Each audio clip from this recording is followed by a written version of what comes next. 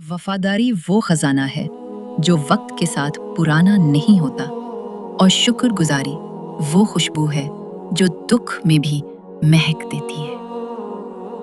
एक वक्त की बात है, एक अजीम बादशाह हुआ करता था, सुल्तान महमूद गजनवी।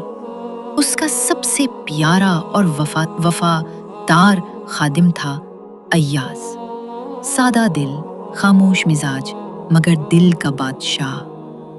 एक दिन सुल्तान को दूर से एक नायाब फल तोहफे में मिला। खुश होकर उसने पहला टुकड़ा चखा, लेकिन जायका था निहायत कड़वा, बदजायका, नापसंदीदा। सुल्तान ने वो फल अय्याज को दिया। अय्याज ने अदब से लिया, मुस्कुरा कर खा लिया, न चेहरे पर शिकन, न जबान पर शिकायत, न दिल में गला। सुल्तान ने हैरत से पूछा, अय्याज, ये फल तो कड़वा है, तुमने कुछ कहा क्यों नहीं?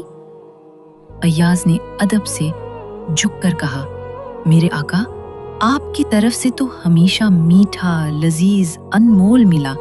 अगर एक दिन कड़वा फल भी आ गया तो शुक्र ही अदा होगा, शिकवा नहीं।